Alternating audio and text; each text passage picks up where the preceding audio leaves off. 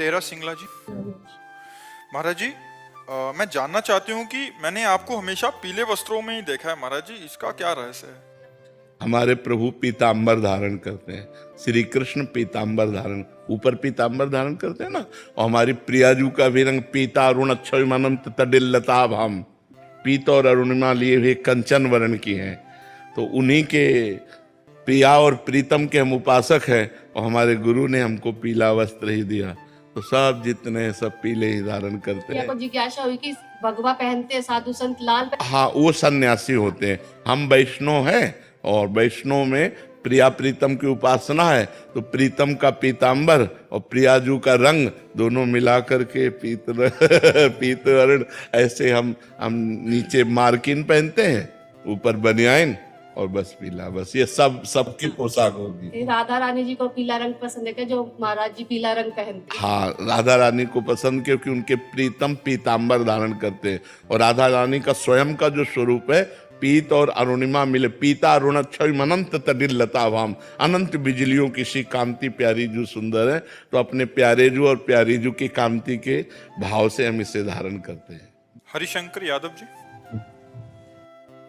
राधे राधे महाराज जी। महाराज जी, मैं अपनी कार या ऑफिस में राधे राधे का भजन सुनता रहता हूँ, कार्य भी करता रहता हूँ। ये करने से उतना ही फल मिलेगा जितना मैं राधे राधे एकांत में जपता हूँ? और बिल्कुल बिल्कुल, क्योंकि श्रवणेंद्रिय में पड़ रहा, तो हमारे दिमाग में तो जाहिर है ना कि राधा राधा हो रहा है। तो दिमाग तो चल ही रहा है ना। वहाँ जहाँ हमारे कान जाते हैं वहाँ हमारा दिमाग जाता है, हमारी इंद्रियों के साथ मन भी जाता है, बुद्धि भी जाता है। इसलिए मंगल है। श्रवण तो हो रहा है ना। श्रवणम कीर्तनम स्मरणम, श्रवण करना, कीर्तन करना, स्मरण करना, तीनों को बराबर फल है। स्मरण अंदर, श्रवण बाहर से हो रहा है, कीर्तन मुख से करते हैं। तो कीर्तन कर रहे हैं तो वही फल है, श्रवण कर रहे हैं तो वही फल है, स्मरण कर रहे हैं तो वही फल है। सुभद्रा यादव जी, गुड़गांव से। राधे राधे महाराज जी। महाराज जी, हमने फोन में देखकर आपको गुरु बना लिया और आपके श्रीमुख से राधा नाम सुनकर राधा राधा जपते हैं। हम कहते हैं गुरु की बात मान लो। गुरु बनाने से क्या है? गुरु की बात मान लो, गुरु की बात मान लो। तो दूर रहो, लाखों कोस दूर रहो, हमारी बात मान लो, तुम्हारा मंगल हो जाएगा। बात मानने से है। हम कहते हैं राधा राधा जपो, गलत आचरण मत करो। वो गुरु है। वो जो बात है वही गुरु है। उसी को मान लो, उसी को आचरण में उतार लो, उसी से मंगल हो जाए। आजकल आप तो बड़े भाव से आजकल ज्यादातर यही हो रहा है कि जैसे अन्य रिश्ते, ऐसे गुरु का रिश्ता बना लिया गया। कुछ सेव संतरा फल फूल, वैसे तो सोचते कल्याण नहीं होने वाला। रिश्ता बनाने से कल्याण नहीं होता। कल्याण होता है आज्ञा पालन करने से। आज्ञा सम्न सुसाहिब सेवा। ये सेव संतरा, रुपया पैसा, भोजन, कपड़ा लत्ता, ये कल्याण नहीं करेगा। कल्याण करेगा उनकी बात मान लिया और वैसे ही चल दिया। कभी उनसे मिलो चाहे ना मिलो, आपका कल्याण हो जाएगा। संतों की बात में दम होती है, क्योंकि वो अनुभव किए हुए बात बोलते हैं ना। उनकी बात मान लो, इसी से कल्याण हो जाएगा। गुरु बनाओ चाहे ना बनाओ, गुरु बनाना इससे कोई महत्व नहीं है। महत्व है उनकी आज्ञा का पालन करना। आप दूर रह रहे हो, अरे यार ये तो साक्षात भगवान है, आपकी भावना बनी, ये तो साक्षात भगवान है, इनकी बात मान लिए। बात मान लिए, आपका कल्याण शुरू हो गया। तो बात मानने से कल्याण होगा, ना कि गुरु बनाने से, ना कि संबंध बनाने से, ना कि नजदीक रहने से। बात बनती है उनकी आज्ञा का पालन करने से। द्रोणाचार्य जी ने एकलव्य को हटा दिया कि हम तुम्हें शिष्य नहीं मानते, क्योंकि हम राज क्षत्रिय पुत्रों के कुलगुरु हैं। और उसने मन से गुरु बना लिया, और जाकर के द्रोणाचार्य जी की जैसी छवि थी वैसी मिट्टी से बनाई, और रोज प्रणाम करके और प्रत्यंचा चढ़ाता, द्रोणाचार्य जी का स्मरण करता। इतना बड़ा धनुर्धर हो गया कि एक दिन अर्जुन जंगल में जा रहे थे तो एक कुत्ता भौंका। उसके भूखने मात्र में उसके मुंह को बाणों से भर दिया और कहीं घाव नहीं हुआ।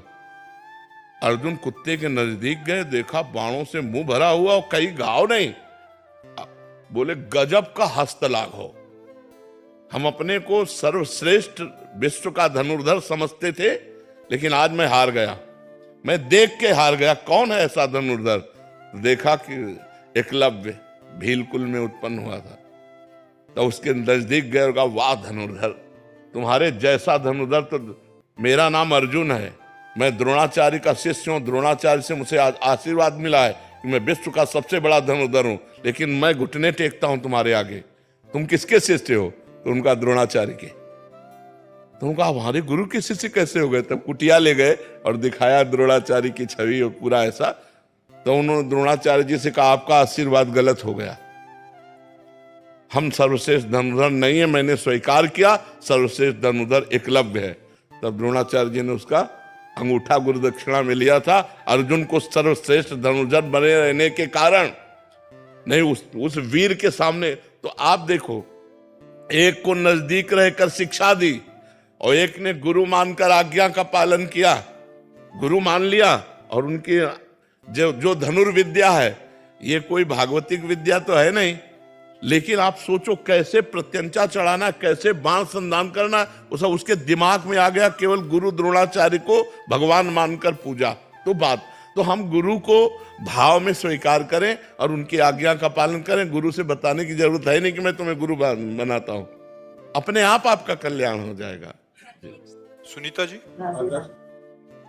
महाराज जी, एक माता स्वयं कर्म और वाणी में संतुलन बनाकर चरित्र निर्माण कर अपनी युवा संतान को भौतिक आकर्षण, नाना प्रकार की लालसाओं से कैसे बचा सकती है महाराज? बचपन से, जब तक बचपन से उसका सुधार नहीं किया तो फिर जवानी में सुधार नहीं हो सकता, युवा में सुधार नहीं हो सकता।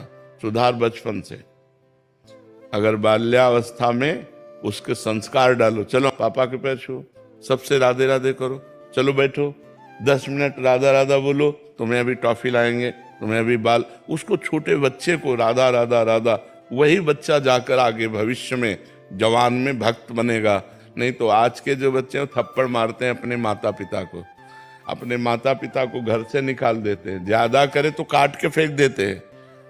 आतंक भर गया है दिमाग में दुष्टता भर गई है, क्योंकि आधुनिक पढ़ाई और आधुनिक सफलता देख देख करके वो मतलब उनकी जो बुद्धि है वो भ्रष्ट हो गई, अध्यात्म से भ्रष्ट हो गई।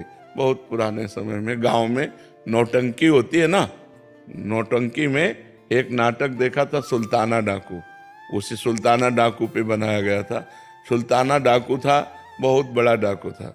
उसको जब फांसी की सजा मिली, अंग्रेजों का राज्य था, तो उनसे पूछा गया तुम्हारी अंतिम इच्छा क्या है? तो उन्होंने कहा हमें माँ के गले लगना है। तो उनकी माँ बुलाई गई, वो रोती हुई आई, जब गले लगी तो दांत से मुंह में नाक काट ली उसने ऐसे। तो पूछा कि क्यों, ऐसा क्यों किया? तो बोले जब मैं कक्षा 1 में था एक कलम चुरा के लाया था, तो माँ ने कहा था शाबाश बच्चा, लिखने के काम में आएगी। तो मैंने समझा अच्छा है, आज मैं सुल्ताना डाकू बना हूं तो इस माँ के कारण बना हूं।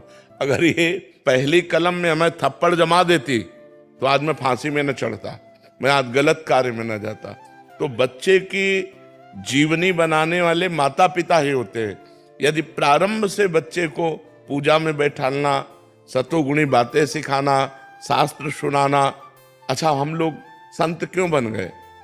घर में भागवत होती, घर में रामायण होते, घर में संत जन आते, घर में जब देखो तो भगवत चर्चा हो रही, भोग लगा के भोजन पाना, एकदम भागवत। मोहल्ले में कहीं प्याज लहसुन नहीं आता, ऐसा पवित्र ब्राह्मणों का कुल। तो उससे संस्कार बने, अल्लाह भगवान के मार्ग में हम आ गए। तो अगर संस्कार सही ना हो तो फिर जवानी में संभालना कठिन होता। जवानी में तो उन्माद अवस्था होती, फिर नहीं संभाला जा सकता। बाल्यावस्था से बच्चे को संभाला जाए तो वो महान बन जाएगा। और संभालना तो गर्भ अवस्था से ही होता है। जब बच्चा गर्भ में हो, ब्रह्मचर्य से रहे, खान पान सही रखे और भगवान की चर्चा सुने तो संस्कार उस पर पड़ते हैं। जब कयाधु प्रहलाद जी की माँ गर्भवती थी, प्रहलाद जी गर्भ में थे, तो देवराजेंद्र बंदी बनाकर ले जा रहे थे। तो देवर्षि नारद जी रास्ते में मिले, उन्होंने कहा इनको कहाँ ले जा रहे हो? बोले हिरण्यकश्यप का वीर्य है, ये दैत्य है, महान भयानक होगा, ये जब पैदा होगा तो इसे मार देंगे। तो उनका नहीं, गर्भ हत्या या बालक शिशु की हत्या ये ठीक नहीं, छोड़ो तुम इसे।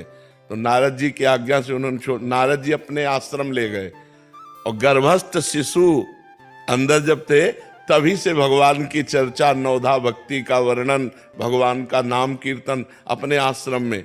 तो देवर्षि नारद जी के प्रभाव से प्रहलाद जी पैदा हुए।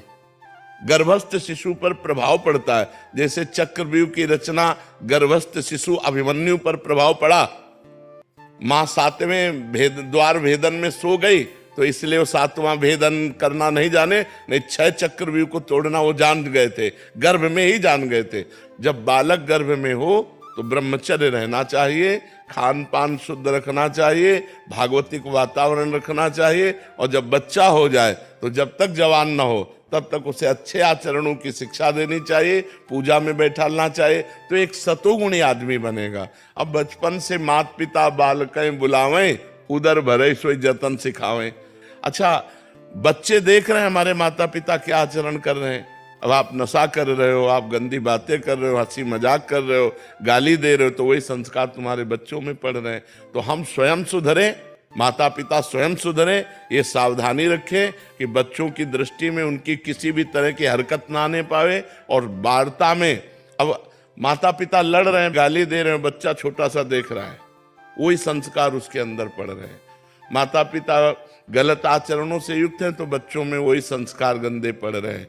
तो बहुत सावधानी पूर्वक गृहस्थी धर्म में यदि चले तो ये बहुत बड़ा धर्म है। अपने बच्चे को एक समाज का सेवा करने वाला बनाए, भगवान का भक्त बनाए, तो जन्म होना बच्चे का ठीक हुआ। नहीं तो देखो ना अब कैसे कैसे बच्चे पैदा हो रहे हैं कि बड़े बूढ़े माताओं बहनों के साथ कैसा व्यवहार कर रहे हैं कि तुम जवान हो, गिरे को उठाना चाहिए कि गिराना चाहिए। कोई माँ बहन जंजीर पहने ऐसे नजदीक मोटरसाइकिल ले मारा ऐसे, वो हाथों घसीलती चली जाए। अब कहाँ लगा, कहाँ कष्ट हुआ, अब इतना निर्दयी हो गया है, अब उतने में उसकी जान पर खेल गए। तो ये जवान लोग जो है जो गलत रास्ते अपना रहे हैं, उसका कारण है उनको बचपन से आध्यात्मिक की शिक्षा नहीं मिली। नहीं देखो रामायण में देखो, प्रातः काल उठ के रघुनाथा, मात पिता गुरु नामय माथा। स्वयं भगवान राम प्रातः काल उठ करके माता पिता और गुरुजनों के चरणों में माथा रख के प्रणाम कर। अब कौन बच्चा प्रणाम करता है? क्योंकि सिखाया नहीं गया, आचरण ही नहीं दिए गए। जिनको सिखाया गया वो बच्चे करते हैं, और जो करेंगे वो आगे उन्नति को प्राप्त होंगे।